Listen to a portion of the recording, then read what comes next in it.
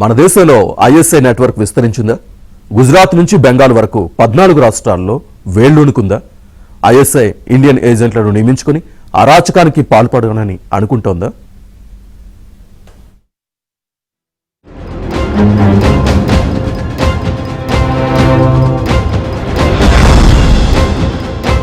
ఢిల్లీ నుంచి పశ్చిమ బెంగాల్, పంజాబ్, రాజస్థాన్ వరకు విస్తరించినట్లు అనుమానిస్తున్న పాకిస్తాన్ ఇంటెలిజెన్స్ ఏజెన్సీ ఐఎస్ఐకి సంబంధించిన గూఢచర్య నెట్వర్క్పై భద్రతా సంస్థలు దర్యాప్తు ముమ్మరం చేశాయి.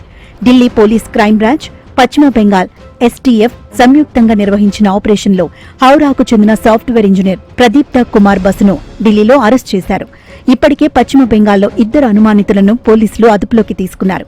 ఈ కేసులో పాకిస్తాన్లో ఉన్న ఇంటెలిజెన్స్ ఆపరేటివ్లు భారతీయ మొబైల్ నెంబర్లు, వాటికి అనుసంధానమైన వాట్సాప్ ఖాతాలను వినియోగించినట్లు దర్యాప్తు సంస్థలు చెప్పాయి.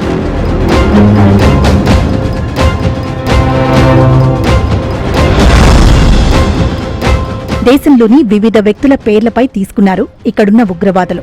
సిమ్లకు అనుసంధానమైన వాట్సాప్ ఖాతాలు పాకిస్తాన్ నుంచి నిర్వహిస్తున్నారు. దర్యాప్తులో తమకు ఆధారాలు లభించినట్లు పోలీసులు చెబుతున్నారు. రావెల్పిండి, లాహోర్, కరాచీలోని సైనిక స్థావరాల సమీప ప్రాంతాల నుంచి ఈ ఖాతాలు యాక్టివ్గా ఉన్నట్లు గుర్తించినట్లు తెలుస్తోంది. ఈ నెట్వర్క్లో బంగ్లాదేశ్కు చెందిన అక్బర్ హుసేన్ అలియాస్ సమ్రాట్ పేరు కూడా వెలుగులోకి వచ్చింది. భారత్ బంగ్లాదేశ్ సరిహద్దు ప్రాంతాల్లోని అక్రమ రవాణా మార్గాల ద్వారా భారతీయ సిమ్ కార్డులను బంగ్లాదేశ్కు తరలించి అక్కడి నుంచి ఢాకా లేదా కాఠ్మండు మీదుగా పాకిస్తాన్కు పంపించారా అనే కోణంలోనూ దర్యాప్తు కొనసాగుతోంది.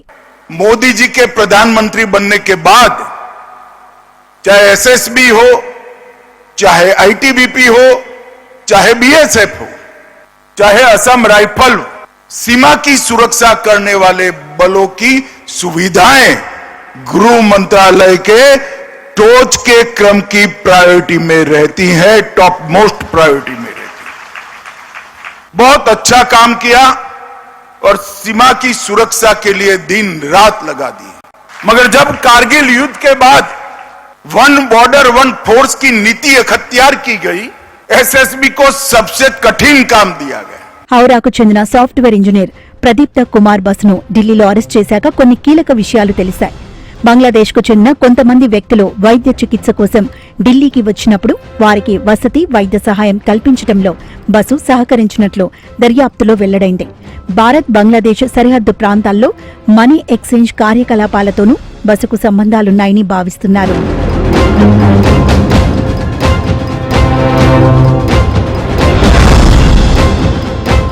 ఉగ్రవాదంపై భారత్ జీరో టాలరెన్స్ విధానాన్ని పాటిస్తూ 14 రాష్ట్రాల్లోని వివిధ ప్రాంతాలలో సమన్వయంతో నిర్వహించాయన్నారు కేంద్ర హోంమంత్రి అమిత్ షా. పాక్ కేంద్రంగా పనిచేస్తున్న ఉగ్ర సంస్థ షెహజాద్ భట్టి నెట్వర్క్ ను నాశనం చేసినట్లు వెల్లడించారు. షెహజాద్ భట్టి నెట్వర్క్ కు చెందిన 253 మందికి పైగా ఆపరేటివ్లను అరెస్ట్ చేశామని పేర్కొన్నారు. ఐఎస్ఐ నిధులతో నడిచే ఈ సంస్థ నుంచి ఐఈడీలు, పాక్ ఆర్డినెన్స్ ఫ్యాక్టరీ గుర్తులున్న గ్రెనేడ్లు, పిస్టల్స్, తూటాలు, గూఢచర్యానికి ఉపయోగించే సీసీటీవీ కెమెరాలతో సహా భారీ మొత్తంలో సామాగ్రిని స్వాధీనం చేసుకున్నాయి.